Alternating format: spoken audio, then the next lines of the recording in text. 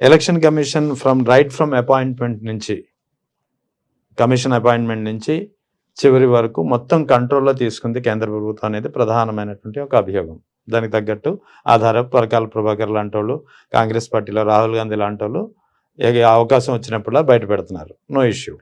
మరి అటువంటప్పుడు election commission వ్యవస్థ ఎదర్ ఎస్ఐఆర్ ఆర్ ఈవీఎం ఏది వీలైతే అది, పశ్చిమ బెంగాల్ లాంటి ఎలక్షన్లో అయితే రెండు ఉపయోగించినట్టు వార్తలు ఉన్నాయి.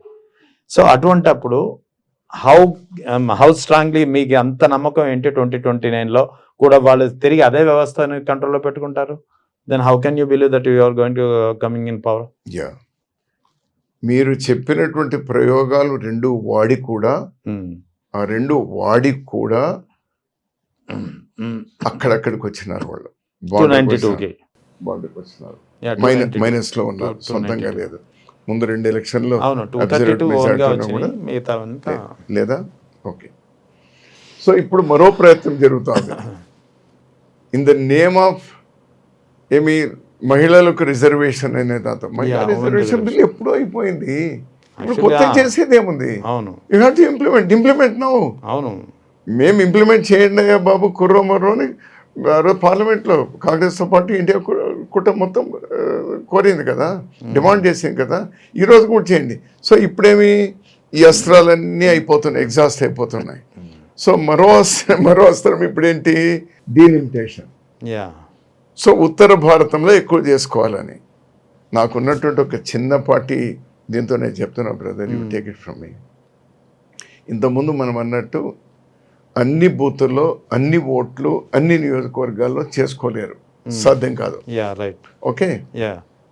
సో మొన్నటి రోజే జనంలో ఎంతవరకు తేలింది, అంత ఉన్నా కూడా మా గ్రాఫ్ పెరిగింది, అంత ఉన్నా కూడా గ్రాఫ్ పెరిగింది.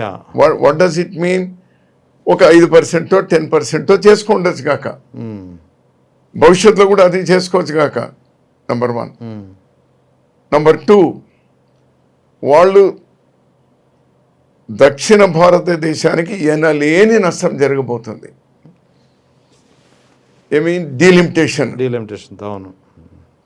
ఆడవాళ్ళని అడ్డం పెట్టుకొని వాళ్ళు అది సికండి పాత్ర వహించి వాళ్ళు డీలిమిటేషన్ చేయాలనుకుంటారు. దాని ద్వారా మాకు లబ్ధి కలుగుతుంది అంటున్నారు. ఐఎమ్ టెలింగ్, విశ్లేషణ కాదు, నాకున్నటువంటి పొలిటికల్గా గ్రౌండ్లో ఉన్నటువంటి నాలెడ్జ్ చెప్తున్నా. వాళ్ళు 10% 20% వాళ్ళు ఈ ఈవీఎంల ద్వారా మరొక ద్వారా చేసుకున్న జనం ఆగ్రహం అనేటువంటి ఎంత స్థాయికి ఉందంటే వాటిని దాటి మొన్ననే వాళ్ళకి రుచిగా అన్నారు, ఈసారి జరుగుతుంది. నంబర్ 1. నంబర్ 2, దక్షిణ భారతదేశానికి ఎనలేని నష్టం జరుగుతుంది. ఇందిరాగాంధీ గారు, వాజ్పేయి గారు అది చూసే ఈ దేశం అంతా ఇట్లా ఉండాలి అని చెప్పి వాళ్ళు ఏ పరిస్థితుల్లో కూడా సీట్లు పెంచలేదు. ఇప్పుడు పెంచిన మనకు నష్టం జరుగుతుంది, కానీ కాంగ్రెస్ పార్టీకు లాభం జరగబోతుంది. I tell you. ఇటీవలనే మీరు చూసినారు, ఇంతకుముందు రైతు ఉద్యమం చూసినారు, ఇటీవలనే యువకులు విద్యార్థులు ఉద్యమం చూసినారు, జెన్ ఆల్ఫా అవన్నీ కూడా చూస్తూ ఉన్నారు. ఇది ఉత్తర భారతదేశంలో ఉన్నంత ఉవ్వెత్తున లేసినంత ఉద్యమం దక్షిణ భారతదేశంలో లేదు. కారణం వాళ్ళకి అడుగులకు మడుగులు వచ్చేటువంటి ప్రాంతీయ పార్టీలు ఇక్కడ ఉండడంతో అది లేదు. అక్కడ ఆ ప్రాంతీయ పార్టీలు ఉత్తర భారతదేశంలో కొన్ని ప్రాంతీయ పార్టీలు మాతో కలిసి ఉన్నాయి కాబట్టి అక్కడ బాగా వచ్చింది.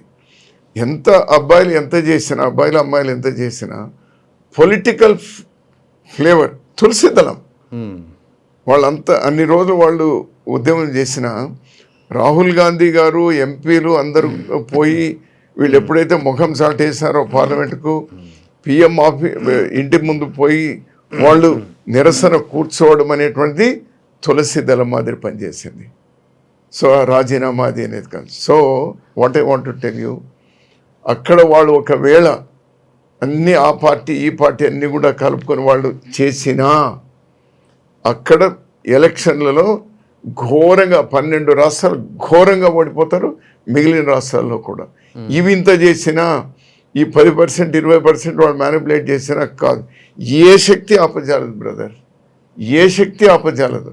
కాకపోతే ఈ ఈ ఈ సందర్భంగా నేను రిక్వెస్ట్ చేసేది, మీరు లేవనెత్తినారు కాబట్టి, దక్షిణ భారతదేశంలో ఉన్నటువంటి ప్రతి రాజకీయ పార్టీ, బీజేపీని వదిలేయండి, కాంగ్రెస్ ఎలాగో మేము దాని వ్యతిరేకంగా ఉన్నాం, మిగిలిన అన్ని పార్టీలు కూడా ఆంధ్రప్రదేశ్లో కావచ్చు, లేకపోతే కర్ణాటకలో కావచ్చు, తమిళనాడులో కావచ్చు, తెలంగాణలో కావచ్చు, అందరూ మూకుమ్మడిగా రాజ్యసభలో కానీ లోక్సభలో కానీ దీన్ని వ్యతిరేకించాలి. వ్యతిరేకించకపోతే ఆ పార్టీలు భవిష్యత్తులో ప్రజలు వాళ్ళని నిజంగా వాళ్ళు ఎంత చవి చూడాల్సి వస్తుందో అంత ద్రోహం చేసినటువంటి వాళ్ళు అవుతారో దే షుడ్ రియలైజ్. ఇప్పుడు ఒకవేళ డీలిమిటేషన్ వచ్చినా సరే కాంగ్రెస్ కి విజయావకాశాలు ఉన్నాయంటే దట్స్ వాట్ ఐ టోల్డ్.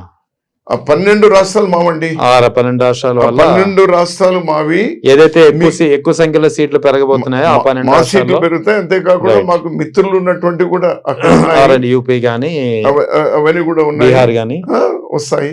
అవన్నీ కూడా డెఫినెట్ గా మాకు కలిసి వస్తాయి. కానీ మహారాష్ట్రలో పరిణామాలు మారుతున్నాయి. ఉద్ధవ్ శివసేన వర్గం మీతో ఉంటుందా, కంటిన్యూ అవుతుందా? ఎన్సీపీ ఇప్పటికే మళ్ళీ వాళ్ళ వైపు వెళ్ళిపోయింది. ఏంటి పరిస్థితి మరి? ఇప్పుడు ఎంత అసఖ్యంగా తయారైందంటే డిఫెక్షన్ అనేటువంటిది, యాంటీ డిఫెక్షన్ రాజీవ్ గాంధీ ఏదైతే తీసుకొచ్చారు దానికి ఎన్ని మార్గాలు ఉన్నాయి, 1,00,000 మార్గాలు. మణిపూర్లో ఒక పార్టీ ఉంది, ఒక్క ఎంపీ లేడు, ఒక ఎమ్మెల్యే లేడు, దానికి 20 మంది ఎంపీలు దీనిలో చేరతారండి. అదే కదా, ఏమైపోతుంది, ఎంత మాకరీ చేస్తా ఉన్నారు. ఇవన్నీ చెప్తున్నానే, మునిగిపోయేటువంటి వాడు ఇవన్నీ చేస్తాడు. సో వాళ్ళు ఎన్ని వినాశకాలే, విపరీత బుద్ధి, ఎన్ని ఆకతాయిలు, ఎన్ని అరాచకాలు చేయాలో అన్నీ చేస్తూ ఉన్నారు. సో తప్పకుండా ఆ పోగాలం వచ్చినప్పుడు ఎవడేం చేయలేదు.